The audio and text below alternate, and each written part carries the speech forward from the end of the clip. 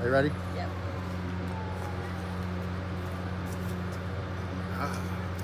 Good morning. Good morning. Welcome to Sunday School. Yay. It's good to see you all this morning virtually here. I'm Pastor John. I'm Shannon. And here we are enjoying nature today. We're outside. A new thing. Hopefully. Good. Cheers. Cheers. Cheers to all of you. Shannon has a great story that she's going to read us this morning. Look forward to hearing it. Excellent. The story today is called The Vineyard Workers. Jesus told this story to teach about God. A farmer needed workers for his vineyard where he grew grapes.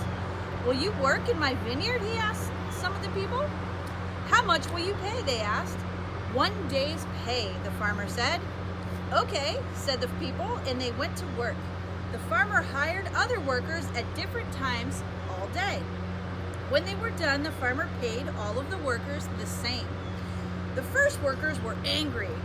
You paid the last workers the same as us, they shouted. We worked together in the hot, hot sun. The farmer answered, I gave you what I promised you. You are upset because I'm being generous to the others? Jesus said that God is generous like the farmer. The last will be first, and the first will be last with God, he said. The end. The end. Wow. Now this is a tough story, even for adults. Absolutely. Right? Because it flies in the face of what we consider fair and right. Yes. And to think about that. If you worked all day long and someone who worked just an hour got paid just as much as you did, think about how mad you would be. You could understand why they were mad. But what Jesus is trying to get us to see is that God doesn't think the way that we think. God's economy, that's a big word, sorry. God's world isn't like our world. His bank. His bank isn't like our bank, thank you, yeah. Because it's based on mercy and grace, and it's not based upon points that we get, that we earn, or that we have coming to us. And because of that, everybody gets the same, and that's sometimes hard for people to wrap their mind around. Absolutely. It's a lot like expectations. We have expectations at school as to what we are supposed to do and what we have to do, and sometimes it's hard to tell what we should be rewarded for versus what we are just expected to do. It's a great example. It's a great example, yeah, because we all see that in our school, right? And my favorite teachers were always the teachers who said, this is exactly what you have to do to get a good grade. Exactly. You should want and you should strive to do better and to do the best that you can with what you're doing, and everything else is above and beyond, yeah. is where you should, get rewarded and be happy about.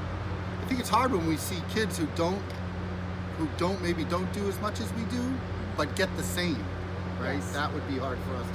Absolutely. Even in school, because school is based upon grades, right? What if you did? My kids complain about this in school actually, that they'll do a project with people and they'll do most of the work, but that other kid gets the same grade as they do. Absolutely. And that's just the way God works, and that is really. It's hard. It's hard really concept. it's a really hard concept, but it's so vital to our understanding of how we see ourselves and how we see God and how we see other people, that other people in God's view are just as valuable as us, regardless of how hard we work.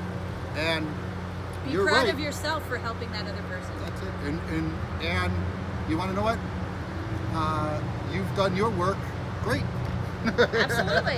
What do part of the parable is like, what does it matter if what other people are getting paid or doing? You've done the job that you have been asked to do. So, Absolutely. it's a lot of lessons in that one parable. Yes. Really good. Yes. So today for our art project or craft, I thought it would be fun to make grapes. Right now, there's been a lot of berry picking and a lot of apple picking things are coming into play. So I thought it would be fun for us to make our own little grapes at home. If you do not have purple paint, that's totally fine. If you have some purple paper, I know that it was included in the packet of things that you were sent. You can use either one. So Pastor, if you want to use the purple paper, just cut out some easy circles. Oh, yeah. Easy circles. And I'm going to use the paint, and I'm going to use my fingers to make some grapes. All you want to do is think about the shape of a grape off of a vine is kind of like a triangle, maybe like a cone. Perfect. And you're just You gonna were put- saying make like a bunch of grapes. I just Yes. made one. This is a big grape, by the way. That'd be a big Absolutely, grape. that's an exciting grape. That's what do they call that? The Concord grape. The Concord grape. There you go. And you can just put some nice finger paint dots on the paper in the shape of a triangle.